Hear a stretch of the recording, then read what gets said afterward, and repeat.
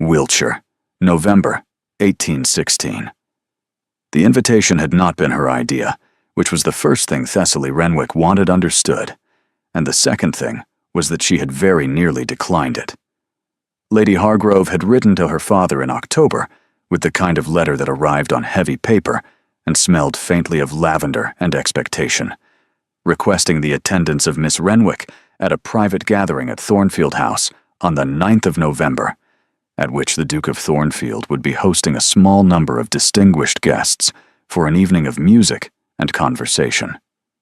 The letter mentioned, with the careful indirectness of a woman who had spent 4 decades saying what she meant without technically saying it, that the Duke was known to appreciate accomplished pianists, and that Miss Renwick's reputation as a musician of exceptional ability had reached Wiltshire through channels Lady Hargrove preferred not to name, but which she assured Mr. Renwick were entirely credible. Matthias Renwick read the letter at his desk in the Birmingham house on a Tuesday morning, and set it down with the expression of a man who had built a textile fortune from nothing, and understood precisely when he was being managed.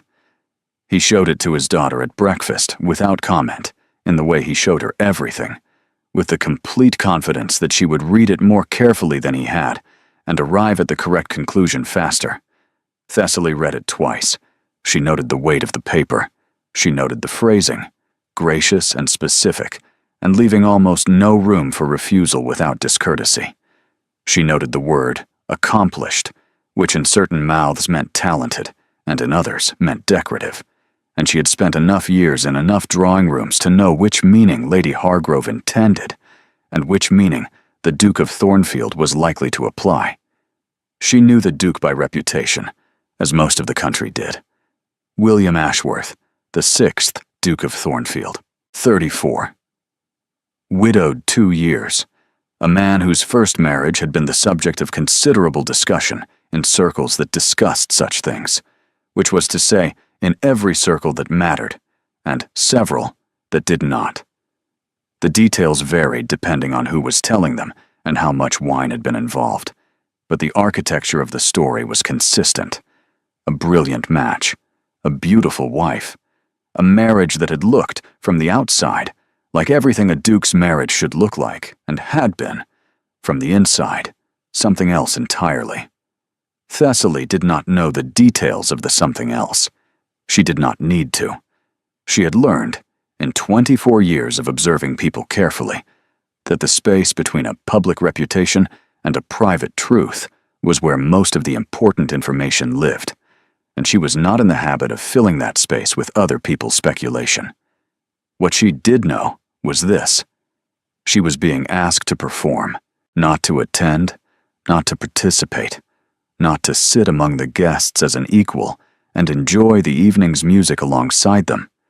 She was being asked to provide the music, to sit at the Duke of Thornfield's piano and play a waltz for the Duke of Thornfield's guests in the Duke of Thornfield's ballroom, and to do it beautifully, and to be thanked for it, and to understand that the thanking was the point. Her father, who had been watching her read the letter with the patience of a man who had learned long ago that his daughter's silences were more productive than most people's speeches, said, "Well?" "She wants me to play for him," Thessaly said. "At him, more precisely. She is presenting me as a feature of the evening." "You are a remarkable pianist," her father said. "I am a remarkable many things," she said. "She has chosen the one that can be displayed in a ballroom without disturbing the seating arrangement." Her father was quiet for a moment. "You could decline." She looked at the letter again. She thought about Thornfield House, which she had never seen, but had heard described with the particular reverence that Wiltshire reserved for its finest estates. She thought about a duke who appreciated accomplished pianists, and what that appreciation looked like from the piano bench. She thought about what it would mean to walk into that room and sit at that instrument and be, for the duration of a waltz, exactly what they expected her to be. And then she thought about what it would mean to walk into that room and be something else entirely. "I will accept," she said, Her father looked at her with the attention of a man who had watched this particular expression on this particular face many times before, and had learned that it preceded decisions that were always interesting and occasionally magnificent. "Thessaly," he said. "It is a waltz, father," she said. What possible trouble could come of a waltz? He said nothing further, because he had spent a lifetime paying close attention, and he knew precisely how much trouble could come of it. Thornfield House was larger than she had expected, and more beautiful than she had been prepared for. She arrived on the afternoon of the 9th with her father, and the dress she had chosen, midnight blue, not dark enough to disappear, and not bright enough to announce, the kind of dress that said, "I understand this room, and I have chosen not to compete with it." She also brought her own sheet music, because the invitation had assumed the Duke's collection would be sufficient, and Thessaly did not operate on other people's assumptions about what was sufficient. Lady Hargrove met them in the entrance hall, with the energy of a woman who had been waiting for this particular arrival, with a patience that had cost her something. She was 56, silver-haired, direct in a way that Thessaly recognized as genuine rather than performative, and she looked at Thessaly with the rapid, thorough assessment of someone evaluating not a guest, but a theory. "Miss Renwick. Mr. Renwick, you are very welcome at Thornfield. The piano has been tuned this morning. My nephew is particular about the instrument." "As am I," Thessaly said. The gathering was small, 20 guests. The ballroom at Thornfield had the quality that mattered more than size, which was proportion. The ceiling was high enough to carry sound without swallowing it, and the windows along the west wall let in the last of the November light in long amber panels that fell across the floor like something laid down on purpose. The piano was a Broadwood grand. She saw it from the doorway and knew two things immediately. First, that it was a very fine instrument, maintained by someone who understood what a piano needed and had provided it without compromise. And second, that it had been positioned at the far end of the ballroom, angled so that the pianist faced the wall and the guests occupied the room behind her. Whoever played was heard and not seen, present and not included, a voice without a face. She noted this arrangement and understood it completely. The Duke appeared at 7:30. He entered through the south doors with the unhurried certainty of a man arriving in a room he owned, on an evening he had authorized. He was taller than she had expected. His features had the angular composure of a man who had arranged his face into a position some years ago and had not found sufficient reason to rearrange it. He moved through the room, greeting his guests with a warmth that was precisely calibrated, generous enough to be felt, controlled enough to mean nothing. He reached her last. Whether this was deliberate or incidental she could not determine, but she suspected deliberate, because nothing about the way he had moved through the room suggested a man who left sequences to chance. "Miss Renwick," he said. "Your Grace," she said. He looked at her with the complete, unhurried attention of a man conducting an evaluation he had already half finished before entering the room, and she held the look with the composure of a woman who had been evaluated in Birmingham drawing rooms and London concert halls and had developed the practice of letting people finish their assessments before she dismantled them. "Lady Hargrove tells me you are an exceptional pianist," he said. "Lady Hargrove is generous and accurate," she said. Something moved at the corner of his mouth, not a smile, an acknowledgement that she had said something he had not expected, filed and set aside for later processing. "The Broadwood is at your disposal," he said. "The guests will expect a waltz after dinner, something appropriate to the evening. I trust your judgment on the selection." "And if my judgment selects something unexpected?" she said. The assessment shifted, just slightly, from the automatic to the attentive.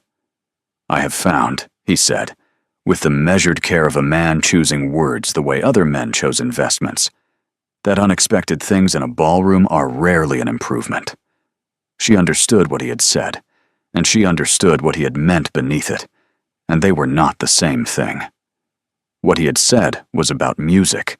What he had meant was about control, about a room that operated within understood parameters, about a man who had learned, at some cost she could see in the architecture of his composure, that surprises in beautiful rooms were things to be managed rather than welcomed. "You shall have your waltz, your grace," she said. Dinner was served at 8. She was seated in the middle of the table, correct for her station and invisible from both ends, and she was aware throughout the meal that the Duke at the head of the table did not look at her once, because she was not, in his accounting of the evening, a guest. She was a provision. After dinner, the guests arranged themselves in the ballroom. Thessaly walked to the Broadwood with the unhurried composure of a woman who had performed in rooms far more demanding than this one, and had learned that the walk to the instrument was the first note of any performance. She sat. She adjusted the bench, which did not need adjusting, but the gesture gave the room a moment to settle, and gave her a moment to decide. She looked at the keys. She looked at the wall she had been positioned to face, and then she turned the bench. She turned it 40 degrees so that she faced the room instead of the wall, and the small mechanical sound of the bench legs on the ballroom floor was the loudest thing in Thornfield House for precisely 2 seconds. 20 guests looked at her. Lady Hargrove, in the second row, went very still. The Duke, standing near the south doors with a glass of port, watched her with the expression of a man seeing something depart from his expectations, and not yet knowing whether to intervene. She played the waltz. But it was not the waltz they were expecting. She played a waltz she had composed herself, a piece she had written in the Birmingham house over the course of a winter, a waltz that began where waltzes began, in 3/4 time, in the mannered elegance the form required, and then moved somewhere else entirely. It moved into something that had weight and complexity, and the particular quality of music that is not decorating a room, but is instead telling the truth about what it feels like to be in one. It was technically demanding. It was emotionally unguarded. She played for 7 minutes. When she finished, she lifted her hands from the keys and looked at the room she had turned to face. The silence lasted 4 seconds. Then the applause began, and it was not the polite applause of a drawing-room entertainment. It was the startled, slightly overwhelmed applause of people who had expected a pleasant waltz and had received something they were going to discuss in their carriages on the way home. She looked across the room at the Duke. He was not applauding.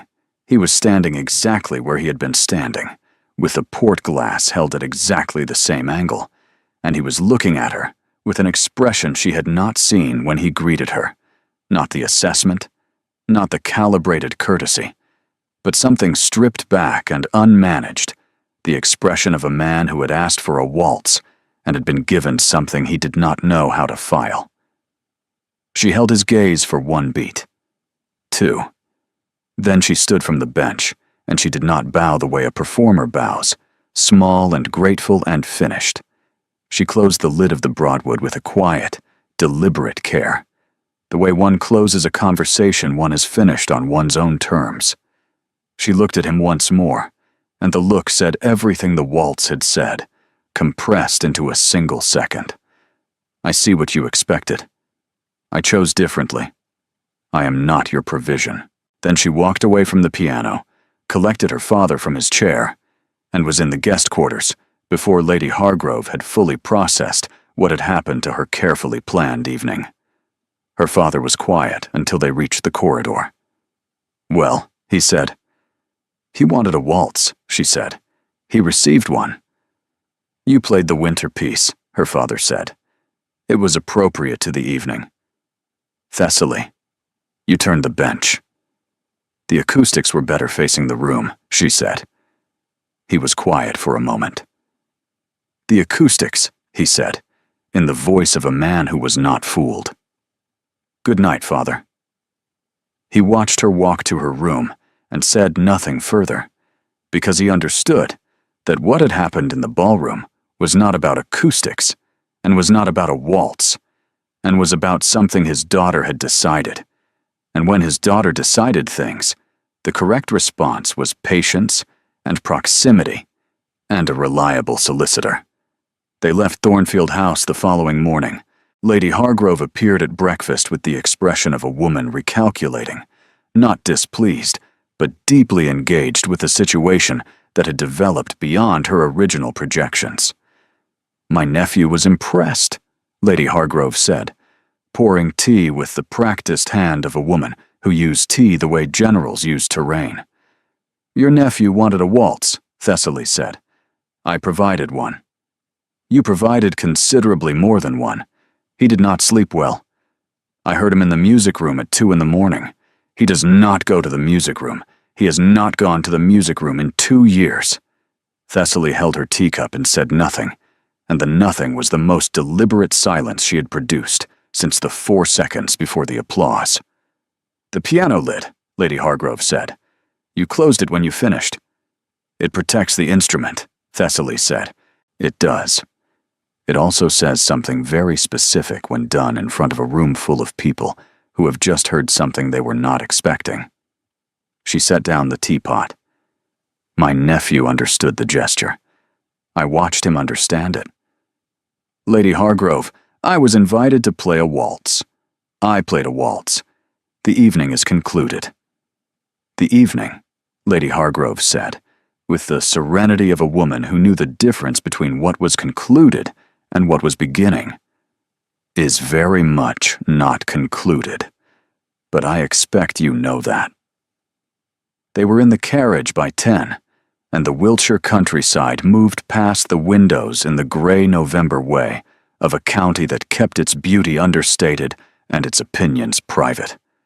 Her father read his correspondence. Thessaly looked at the road and thought about a Broadwood Grand angled toward a wall, and a man who had not applauded, and the expression on his face that had been the opposite of applause and considerably more honest. "The music room," her father said, not looking up from his letters. "At 2 in the morning. Lady Hargrove talks too much. Lady Hargrove talks exactly as much as she intends to, which is the thing that makes her interesting." They were quiet for the next mile. Then her father said, "What will you do?" She had been thinking about this since the corridor last night, and the answer had arrived some time before dawn, fully formed, with the clarity she associated with her best compositions.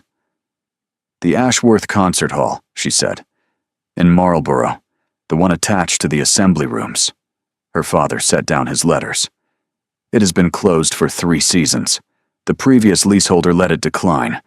The instrument is a Clementi, adequate but not exceptional. The hall itself is sound, good proportions, excellent acoustics, and the location is central to the county. It is 8 miles from Thornfield." Her father looked at her. "The lease is available. I made inquiries last month before the invitation. The terms are favorable." "Before the invitation," her father said. "The hall interested me independently. I have been considering a venue for public concerts in Wiltshire. The county has no serious musical establishment, and the demand exists. It is a sound venture." 8 miles from Thornfield. "The location is central to the county. The proximity to any particular estate is coincidental." Thessaly. "It is a business decision, father." He looked at her with the thoroughness of a man who possessed a comprehensive understanding of what her business decisions looked like. "You are going to take a lease on a concert hall 8 miles from the home of a duke who could not sleep after hearing you play, and you are going to tell me it is about the acoustics." "The acoustics," she said, "are exceptional." He returned to his letters. She looked out the window and thought about a man who had stood in his own ballroom and watched her close the lid of his piano with an expression that had nothing managed in it. She thought about a music room visited at 2 in the morning by a man who had not entered it in 2 years, in a house full of ghosts she could feel but not yet name. She almost believed that the acoustics were the reason. The lease was signed before the month was out, because Thessaly Renwick had her father's solicitors and her father's capital, and the focused determination of a woman who had decided something and considered delay a form of dishonesty. Word reached Thornfield House through Lady Hargrove, who mentioned it to her nephew at dinner on a Wednesday evening with the calibrated indifference of a woman delivering information she considered extremely significant. "The Ashworth Concert Hall," the Duke said. He set down his knife. "Miss Renwick has taken the lease. So I'm told. She intends to restore it. Public concerts. A subscription series, I believe." The Duke looked at the candles on the table. He looked at nothing in particular for a moment that lasted slightly longer than nothing in particular required. 8 miles, he said. "I believe the location was chosen for its central position in the county," Lady Hargrove said, with a composure that cost her something to maintain. "Its central position," the Duke said. "The acoustics, I am told, are exceptional." He resumed his dinner. He did not mention the concert hall again that evening, but Lady Hargrove noted that he looked at the south window twice before the meal was finished, and that the south window faced the Marlborough Road, and the Marlborough Road led to the Ashworth Concert Hall. And she said nothing about any of this, because she understood that some things required patience rather than commentary, and she had a great deal of both.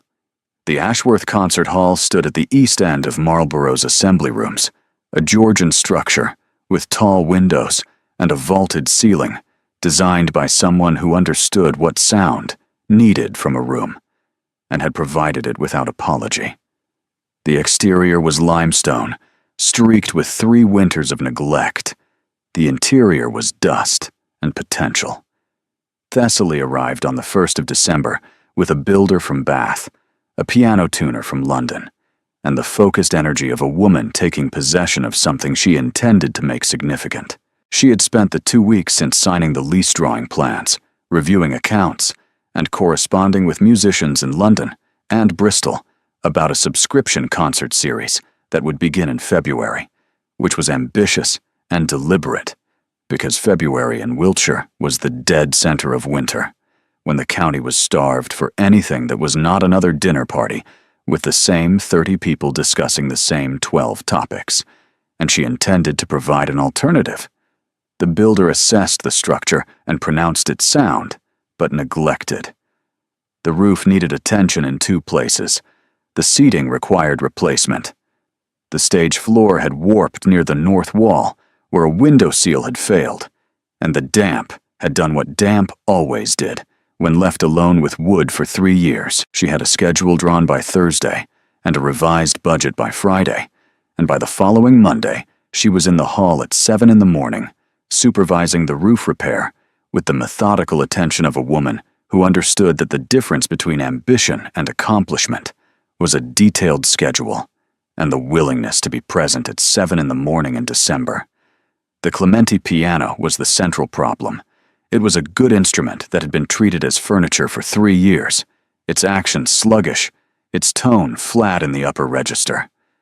The tuner worked on it for 2 days and then told her, with diplomatic honesty, that it could be restored to adequate condition, but would not achieve the standard her concert series required. "It needs replacing," she said. "It needs a Broadwood," he said. She thought about a Broadwood grand in a ballroom at Thornfield House, angled toward a wall. She thought about the tone of that instrument, the depth and clarity she had felt through her fingers for 7 minutes on a November evening. "Source 1, she said. "The best available. I will cover the cost." He came to the hall on a Wednesday in the 2nd week of December. She was on the stage examining the warped floor with the builder when the door at the back of the hall opened, and the Duke of Thornfield came through it, and she knew he was there before she saw him because the builder stopped talking and straightened. In the way people straightened when a title entered a room, she did not straighten. She finished her sentence about the subfloor moisture, and then she turned, and he was standing in the center aisle in a coat that was practical rather than fashionable, looking at the hall with the expression that catalogued everything and revealed nothing. "Your Grace," she said from the stage, "Miss Renwick." He looked at the ceiling, the windows, the space where the piano would go. Lady Hargrove mentioned the restoration. I was in Marlborough on estate business, and thought I would see it for myself. You were in Marlborough, she said. Estate business, he said. The empty hall held the December silence between them with the acoustic honesty of a room designed to carry every sound, including the sound of two people deciding how long to maintain a pretense and arriving at different conclusions. Would you like to see the plans? She said. She came down from the stage and spread the architectural drawings across the front row of seats, and they stood side by side, looking at her plans, with the focused attention of two people examining something they were both interested in, and only one of them was admitting to.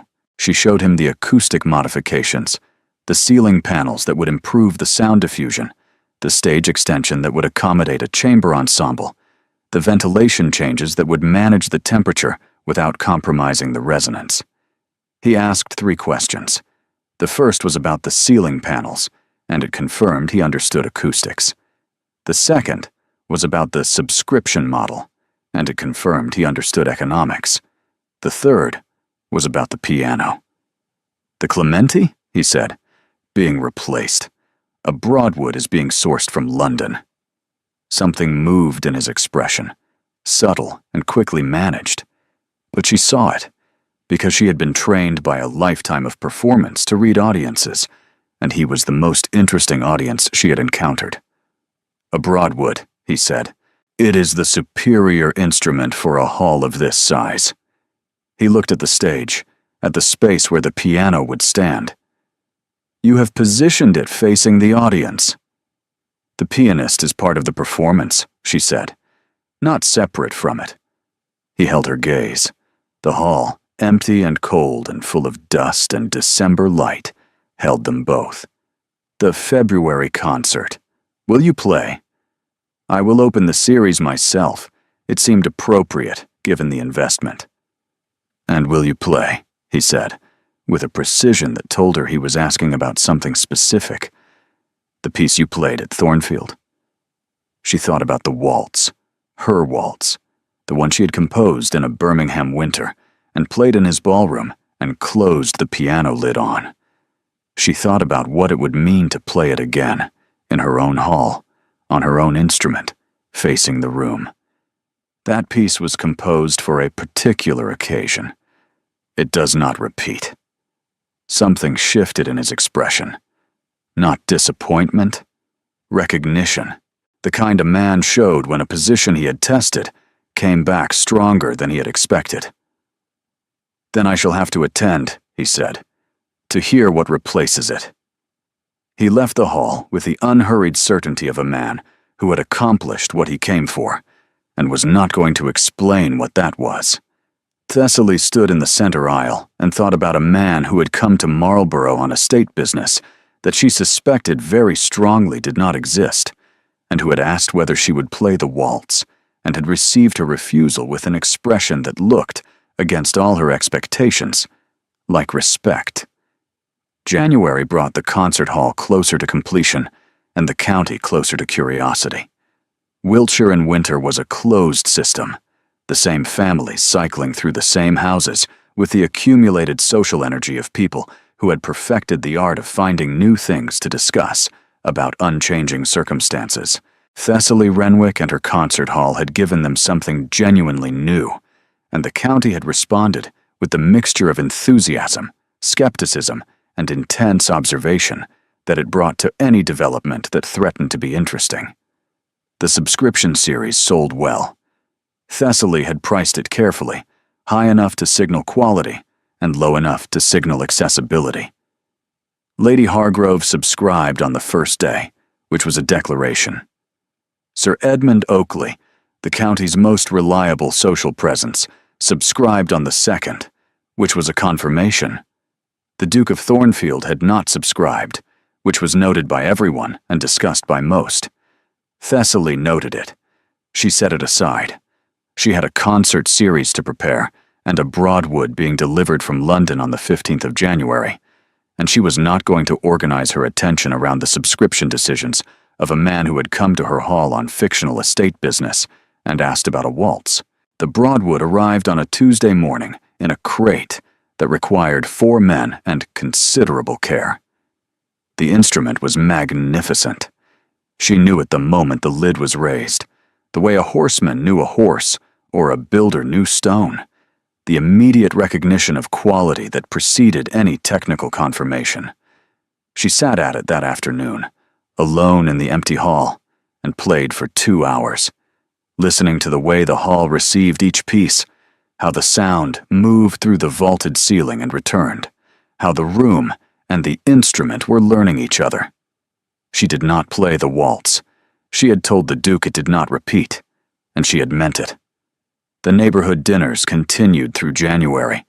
She had been received into Wiltshire society with the cautious warmth of a county that was not yet sure what to make of her.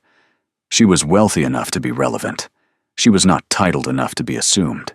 She was, several people had noted independently, extraordinarily talented, which in Wiltshire society was either an asset or a complication depending on how visibly the talent was exercised. She and the Duke were at the same dinner twice. The first was at Oakley House, where they exchanged one remark about the concert hall restoration, which was overheard by Mrs. Oakley and became the primary topic of conversation for the remainder of the evening. The second was at Hargrove House, which Lady Hargrove had arranged with the transparent purpose of a woman who intended to observe effects at close range. At the Hargrove dinner, they talked about the subscription series, and then about the county road improvements, and then about a book on musical theory she had mentioned, and he had, to her surprise, read. That was the first time he had revealed knowledge that connected to her world rather than his. "You have read Czerny," she said. "I have read a great deal," he said, "in the last 2 years." The pause after 2 years carried weight. She did not ask him to explain, because she understood what had happened 2 years ago, and she understood that a man who had begun reading musical theory after his wife's death was telling her, without telling her, why. "Czerny is thorough," she said. "Czerny is relentless. He writes about music the way an engineer writes about bridges, every structure visible, every load accounted for." "You prefer your music with visible structure?" He looked at her across the table. "I prefer to understand what I am hearing. I have found that beauty without structure is a temporary experience." She held his gaze. "Structure without beauty is not music at all. It is mathematics with ambition." Something happened at the corner of his mouth, not the almost smile she had seen at Thornfield. Something less controlled, a reaction that arrived before his composure could intercept it. Lady Hargrove, at the head of the table, watched this exchange with quiet satisfaction. After dinner, Lady Hargrove appeared at Thessaly's side. "He has not attended a concert in 2 years," Lady Hargrove said, without preamble. "He has not listened to music performed publicly. He has not entered a music room, except once, at 2 in the morning, after hearing you play." Thessaly looked at her gloves. "His wife," Lady Hargrove said, and then paused, because even she paused before this subject. Cecily was a pianist. She was gifted and charming, and she played beautifully, and the entire county adored her, and she used every room she ever entered, including the music room, including the marriage, as a stage for a performance that had nothing underneath it. Thessaly was quiet. He loved her completely, and without adequate information.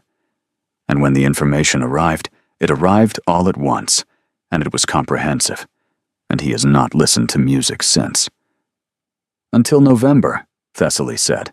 "Until November," Lady Hargrove agreed. When a woman he had asked to perform a simple waltz turned the bench and played something that was the opposite of performance. Something entirely real. She paused. He recognized the difference. I watched him recognize it. Thessaly looked across the room at the Duke, who was in conversation with Sir Edmund, and was not looking at her, in the way that she had learned meant he was entirely aware of where she was. "Lady Hargrove," she said carefully, I leased a concert hall as a business venture."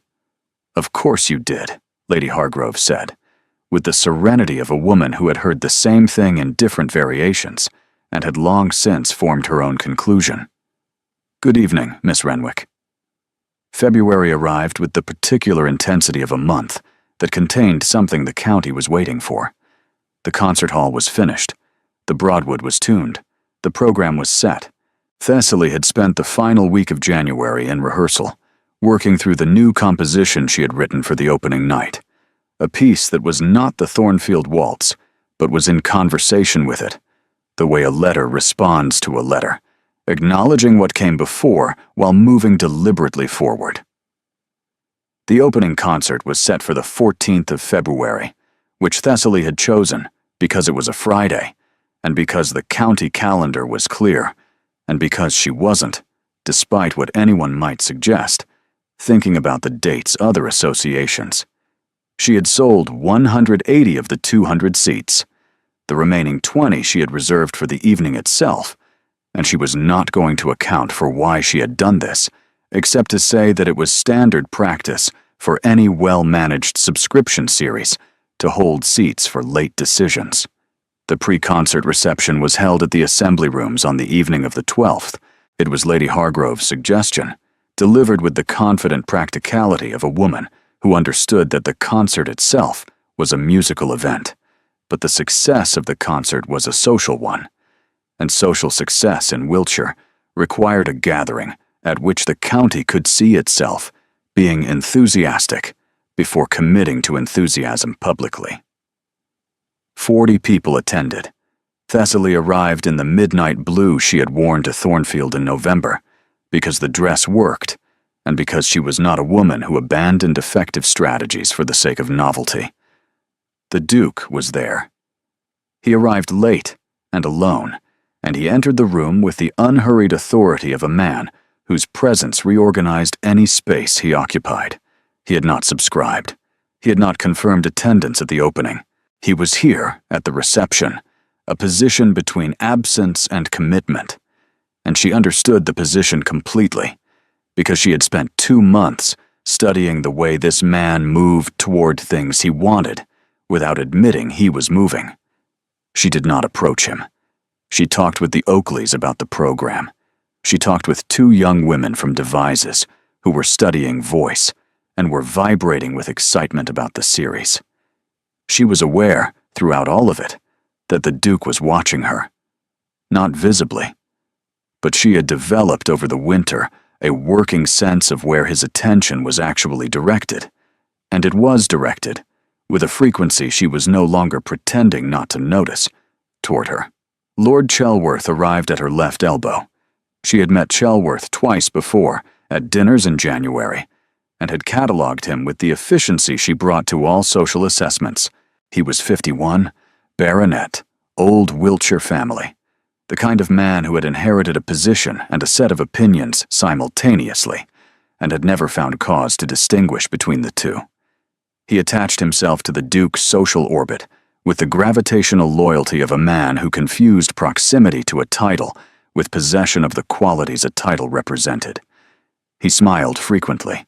The smiles had the quality of things rehearsed in a mirror and deployed without revision for 3 decades. "Miss Renwick," Chelworth said, with the tone of a man preparing to be charming in a way that required witnesses. 5 people stood within comfortable hearing distance. He had chosen his position with care. "The concert hall is looking splendid. Quite the undertaking for a single season." "Thank you," she said. "The restoration has been extensive." "Extensive indeed." His smile traveled to the people within hearing range. "One does wonder, of course, whether Wiltshire is quite ready for a permanent musical establishment. We are a county of rather settled tastes, you understand. Settled traditions. One hopes that a more ambitious program will find the audience it requires, rather than the audience it imports." The word imports did the work he had designed it to do. In his mouth, with his audience, and his carefully positioned smile, it meant, "You are from Birmingham. You are trade money in landed Wiltshire. Your concert hall is an overreach, and everyone in this room knows it." She held his gaze with the composure of a woman who had heard this particular species of condescension in Birmingham boardrooms and London concert halls, delivered by men who had mistaken the accident of their birth for evidence of their quality. She had a comprehensive response prepared. She was formulating that response when she felt a shift in the room's attention, subtle but unmistakable. She felt him arrive at her right side before she heard him speak, the way she felt a change in a hall's acoustics before she identified its source. Chelworth saw the Duke's arrival, and his smile underwent a rapid and visible adjustment. The room waited. "The Ashworth Concert Hall," the Duke said, in a voice Thessaly had not heard before. Not the Thornfield voice, not the dinner party voice, not the measured tone he used when discussing road improvements with Sir Edmund. This was the voice underneath all of them, the one that carried 2 centuries of Wiltshire in it, and knew precisely what that weight could do when applied to a room. He did not raise it. He did not need to. "Has been restored to a standard that surpasses its original construction," he continued, looking at Chelworth with the complete, unhurried attention that Thessaly recognized from the Thornfield ballroom, except this time directed at a man who was rapidly discovering what it felt like to be on the receiving end of it. "The acoustic modifications alone represent an investment in the county's cultural life that Wiltshire has not seen in a generation. The subscription list includes most of the significant families in the county, which suggests that the audience Miss Renwick requires is not imported, but is, in fact, already here, and has been waiting for precisely this." He looked at Chelworth for one moment longer than was necessary. In any other man, it would have been a stare. In a Duke, it was a verdict. "I should think that we are all grateful when someone invests seriously in the life of the county. I know I am." The silence that followed lasted 3 seconds, long enough for Chelworth's smile to complete a journey from confident to uncertain to a careful, managed retreat. "Of course," Chelworth said. "I merely meant—" "Yes," the Duke said. The single word closed the conversation with the finality of a lid closing on a piano, and Thessaly, standing beside him, felt the echo of her own gesture return to her in a form she had not anticipated. Chelworth found someone else to speak with, quickly, with the haste of a man who needed distance from a correction he had not seen coming. The 5 people within hearing distance rearranged their attention with the fluency of people who understood they had witnessed something significant and were already composing the versions they would share in their carriages. She excused herself. She crossed the room to Lady Hargrove, who was standing near the window with a glass of wine, and the expression of a woman watching a play reach exactly the scene she had been waiting for. "He intervened," Thessaly said. "He did not have to," Lady Hargrove said. "No. Chelworth will be careful for the rest of the season, possibly the rest of the decade." She sipped her wine. "He made it about the hall so that Chelworth had no ground to stand on. He made it about the county so that defending you did not require declaring anything. And he made it about the investment so the room understood his position without requiring him to expose it." She paused. "That is not merely a defense. That is architecture." Thessaly looked across the room at the Duke, who had resumed his circuit, and was talking to Sir Edmund about something that appeared to involve no emotional significance whatsoever. "He has not subscribed," Thessaly said. "He has not. But he is here." Lady Hargrove looked at her nephew. "He is deciding. He decides slowly, my nephew. He accumulates evidence. He requires more of it than most people before he will revise a position." She looked back at Thessaly. "But he does revise. That is the thing worth knowing about him. When the evidence is sufficient, he revises completely." Thessaly looked across the room. The Duke looked back. Not the assessment. The other expression, the one that had been building since November, the one she had stopped pretending not to catalog. She held his gaze for one moment longer than the social register of a reception required, and then turned back to Lady Hargrove and said something about the program for opening night, and the reception continued around them, and neither of them said anything further to each other that evening. It cost them both more than either would have admitted. The following morning, a letter arrived at Thessaly's lodgings in Marlborough. It was in his hand, not a secretary's. It contained one line. "One subscription, please. The seat nearest the piano. Thornfield." She read it twice. She put it in the desk drawer where she kept her composition drafts, beside the sketches for the opening night piece. She noted that he had asked for the seat nearest the piano, which was the seat with the clearest view of the pianist's face, and she did not account for what this meant, because she was already late for a rehearsal and did not have time for things that could not be accounted for. She went to the hall and rehearsed for 3 hours and played better than she had played all winter, and did not connect the two things until she was walking home in the February dark. He came to the concert hall on the morning of the 13th of February, which was the day before the opening. Thessaly had spent enough months studying this man to know the timing was not coincidence. She was alone in the hall. The restoration was complete. Every surface clean, every seat in place, the Broadwood tuned and waiting on the stage like a promise someone was about to be held to. She was sitting at the instrument, not playing, just sitting with her hands in her lap and looking at the empty hall and thinking about what the next evening would mean and whether she was ready for it, which she was, and whether she was ready for who would be in the audience, which was a different question. She heard the door. She knew it was him before the sound resolved into footsteps, because she had learned the rhythm of his arrival, the way a musician learned the rhythm of a piece, through repetition and attention, and the particular awareness that came from listening for something specific, even when you were pretending not to listen. He walked down the center aisle and stopped at the front row. He looked at the stage, and at the Broadwood, and at her, sitting at it with no audience and no performance, and no reason to be anything other than exactly what she was. "It is extraordinary," he said, and the word had no social padding around it. He said it the way he said things when he meant them, plainly, once, without repetition. He stood in the aisle, and she sat at the piano, and the hall held them in its acoustics, the same acoustics that would hold 200 people tomorrow evening, holding just the two of them now with the same fidelity, because a well-designed hall did not care how many people were in it. It carried what was there. "I owe you an apology," he said. She waited, at Thornfield, in November. The piano facing the wall, the seating that placed you outside the gathering rather than within it. That was my instruction.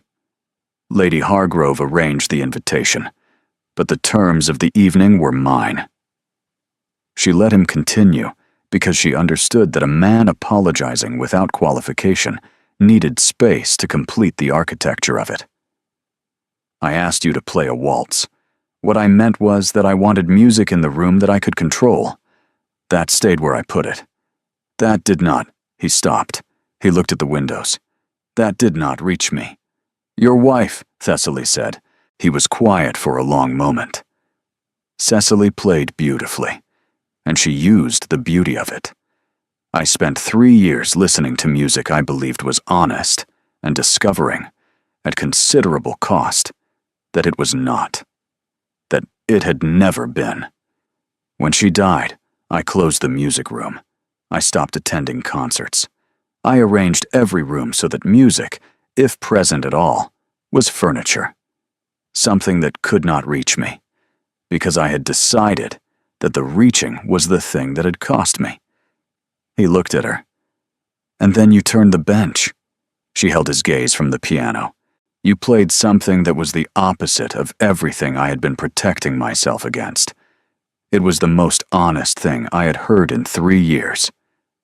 And I went to the music room at 2 in the morning and sat at a piano I had not touched since Cecily died, and I understood that the policy I had built was not protecting me from dishonest music. It was protecting me from all music, and the cost was that I had stopped hearing anything true. The hall was very quiet. The February morning light lay across the seats and the stage and the two of them.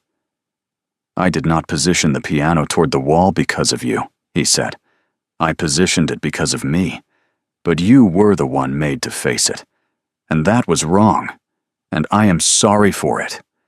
She looked at the man standing in the aisle who had just dismantled the most protected part of himself with the precision of an engineer and the honesty of someone who had run out of reasons to be imprecise. "I understood," she said. "In the ballroom.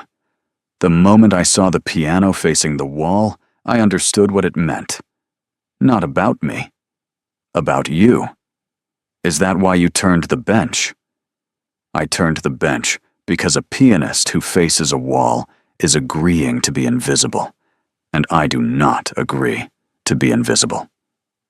But I played what I played because I understood that you needed to hear something real, and you had arranged the entire evening to prevent it, and I was not willing to let the arrangement stand." She paused. "I did not play that waltz for the room. I played it for you, and when I closed the lid, it was the only honest ending I could find. It said, 'I have given you the truth, and the truth is finished, and I am not going to sit at your piano and wait for you to decide what to do with it.' It was the most significant thing anyone has done in my presence in a decade," he said. "I have conducted a thorough accounting of my situation since November, and the accounting has been very clear." "What does it say?" "That I asked for a waltz and received an education. That I positioned a piano toward a wall, and a woman turned it toward the room and was right to do so. That I have spent 2 years protecting myself from music, and you have spent 2 months building a concert hall 8 miles from my house, and I am standing in it." He stepped to the edge of the stage. "I told myself the subscription was about supporting a county institution. I told myself that for approximately 1 day before the pretense became unsustainable. I told myself the lease was about the acoustics," she said. "How long did you believe it?" "About 3 weeks. I managed 1 day. You are considerably better at self-deception than I am." "I'm better at most things than you are," she said. "It is one of the qualities you are going to have to accommodate." Something broke open in his expression, a full, undefended reaction, the kind that arrived when a man stopped composing his face and let it respond to what was actually in front of him. He came up onto the stage. She stood from the bench, because this was not a conversation for sitting, and they were very close with the February morning light coming through the tall windows and 4 months of carefully maintained distances between them. "I was wrong about you at Thornfield," he said. "Before I met you. I decided what the evening would be before you arrived, and I was wrong about all of it. You were wrong about the piano facing the wall. You were not wrong about wanting to hear something real. You were just afraid of it. I'm not afraid of it now." He kissed her. It had the quality of something composed over months, every measure leading to this one. She kissed him back with the same precision she brought to every performance and every true thing she had ever committed to, and the Broadwood was beside them, and the empty hall was around them, and none of it required any further rehearsal. When they separated, she kept her hand on his arm. "The opening concert is tomorrow evening. I am aware, the seat nearest the piano. You will hear a new composition. I wrote it for the hall." He looked at her. "Not for me?" "I wrote it for the hall. But the hall was built for reasons that were not entirely architectural, and the composition was written for reasons that were not entirely musical, and I expect you will hear that." He covered her hand with his. "I expect I will." He proposed on the morning of the 14th of February, which was the morning of the opening concert, which was either the most inconvenient or the most deliberate timing of any proposal in Wiltshire's recent memory. Thessaly was at the hall at 7, adjusting the Broadwood's position by half an inch, because the morning light had shifted since yesterday, and the angle mattered, when he arrived at the door. "I have a preliminary assessment," he said. She set down the cloth she had been using to polish the piano lid. "Go on. You are the most formidable person I have met in 10 years of managing a very large estate and a very complicated county. You are going to be extremely difficult to be married to.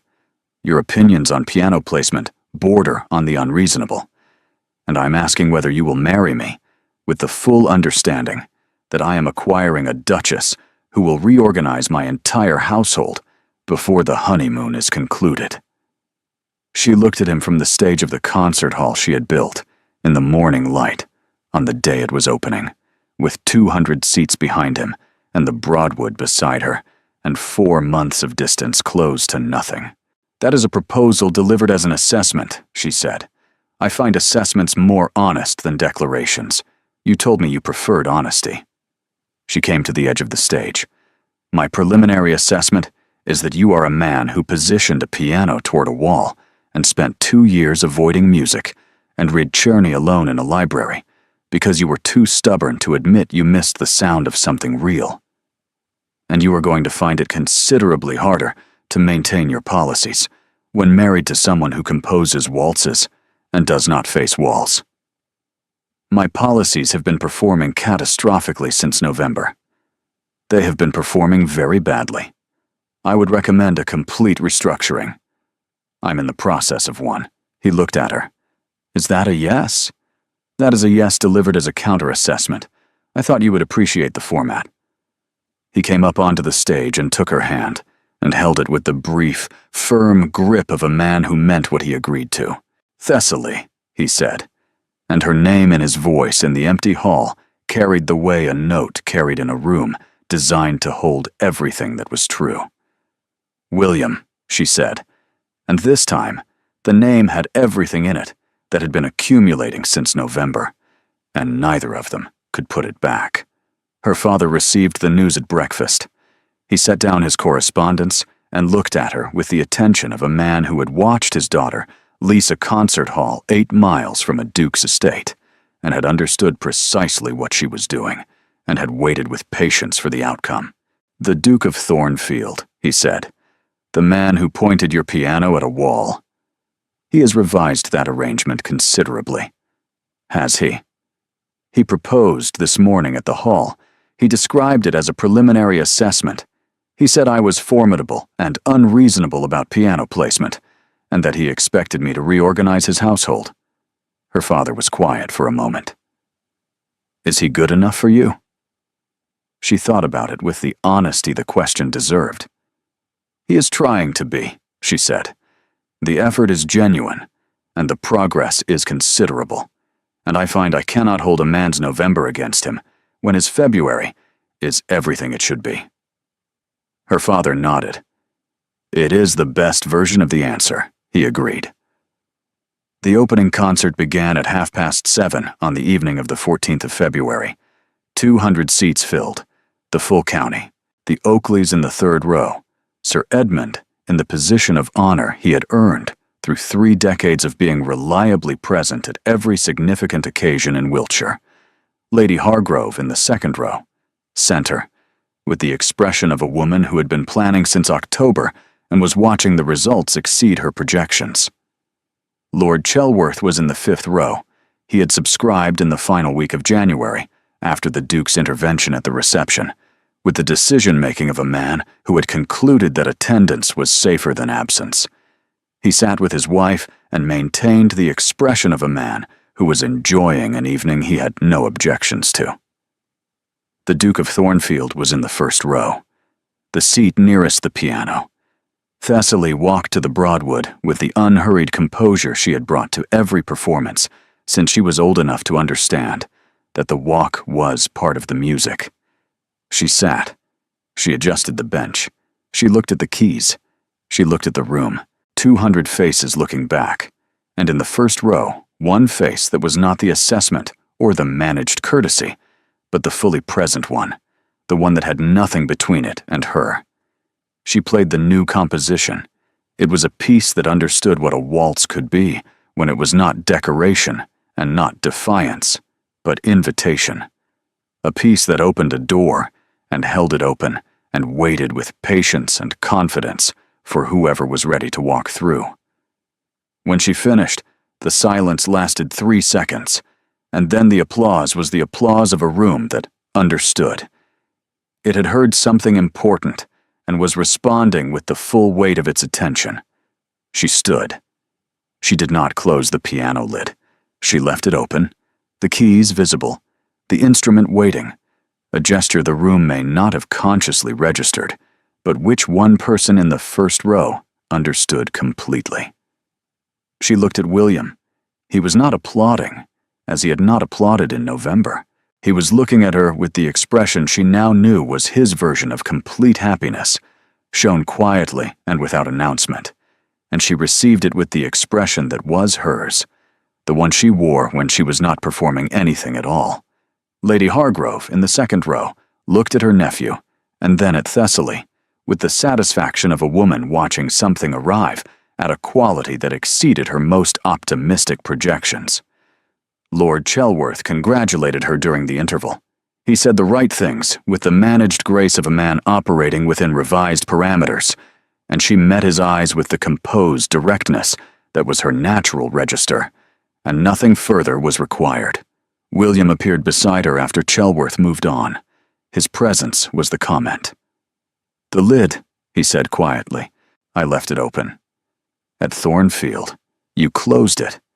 Tonight, you left it open." Closing it meant the conversation was finished on my terms. Leaving it open means the music is not finished. It continues. He held her gaze. "I find I prefer the open version." "I know," she said. "That is why I played it." They were married in April at the church in the village between the Thornfield estate and the Marlborough Road, which was geographically convenient and musically appropriate, as the church had an organ Thessaly had assessed in February and found to be a good instrument in need of better maintenance, which she had arranged by March, because she was not a woman who attended a church with an out-of-tune organ and considered it someone else's problem. She wore midnight blue. William had not been surprised. Lady Hargrove had not been surprised. Her father had simply nodded when she told him, with the expression of a man receiving confirmation of something he had understood since she was old enough to choose her own clothes. The county turned out. 200 people from the concert hall and a considerable number beyond, because the marriage of a duke was an event, and the marriage of this duke to this woman was an event with the additional quality of a story the county had been following since November, with the invested attention of people who recognized a good composition when they heard one. Thessaly walked in on her father's arm and looked at William at the front of the church and thought about all the versions of the gesture. The first closing, in November. "I have given you the truth, and I am leaving." The second, the open lid at the February concert. The music continues. She had decided sometime in March that the third would not be a closing or an opening at all. She reached the front of the church. William looked at her with the full, unguarded expression that had nothing of November in it, nothing of the man who had angled a piano toward a wall and organized his grief into a policy about music. Just him, entirely present, looking at the woman who had turned the bench and built a concert hall and composed a waltz that had broken open a room he had sealed shut, and had chosen him in spite of, and because of, all of it. She did not close anything. She did not leave anything open. She took his hand. He held it with the steady grip of a man who meant what he committed to. The ceremony proceeded. The village heard. The county witnessed. And when it was done, they walked out of the church together into the April afternoon, and the Wiltshire countryside was doing what it did in April, which was to be so entirely itself that there was no room for anything that was not true.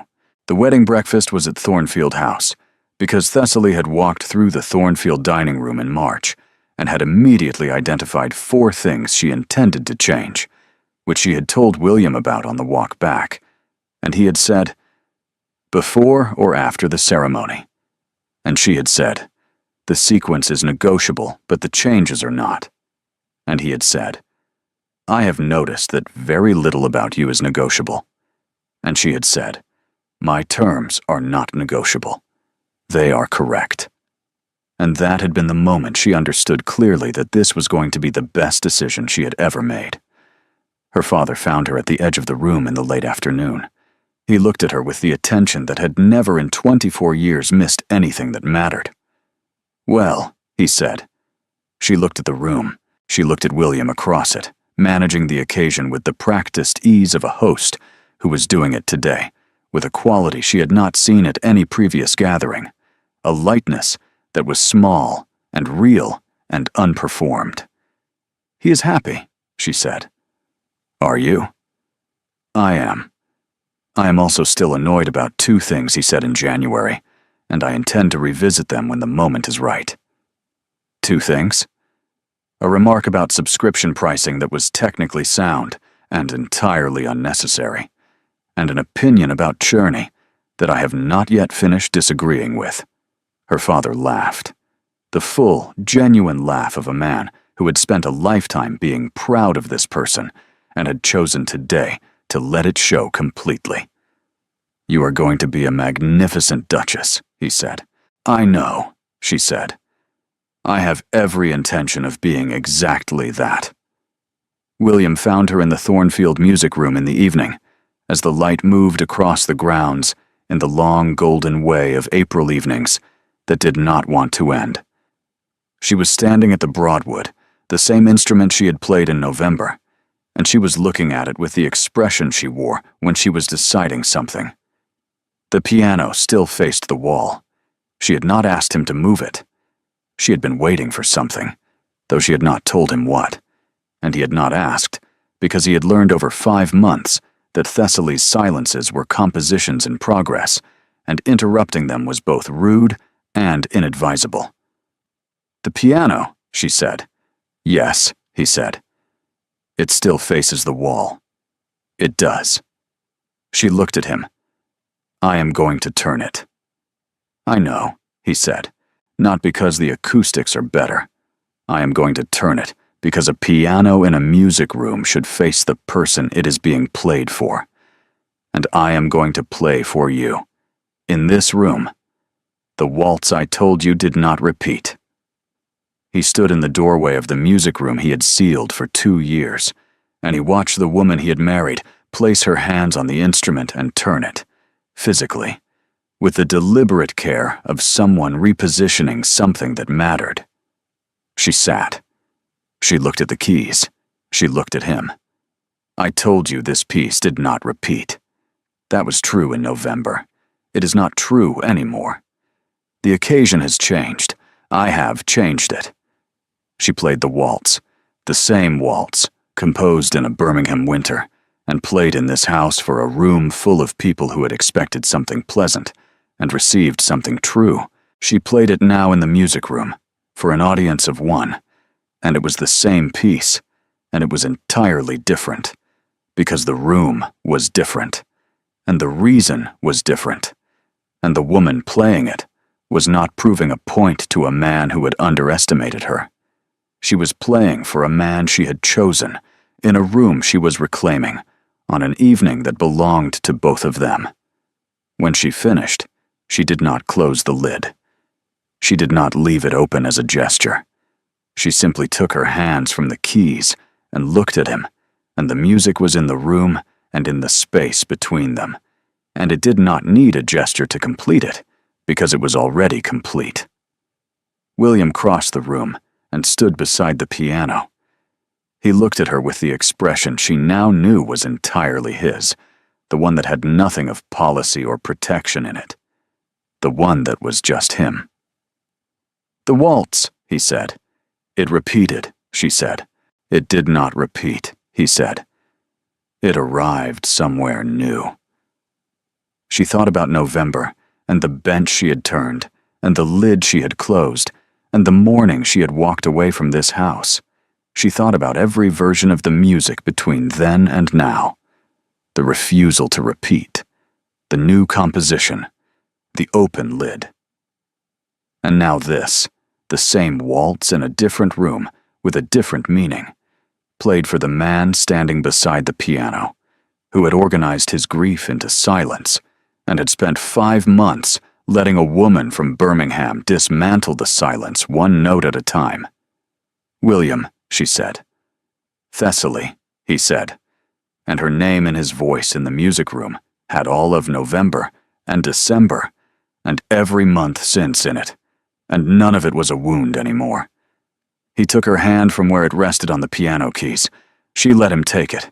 The April evening went on around them, unhurried and warm, and the Broadwood faced the room now, and the music room was open, and the waltz was in the air, and neither of them had any interest in determining whether any of it had been practical. The best investments, her father had always said, were the ones you understood better after you had made them. She understood this one completely.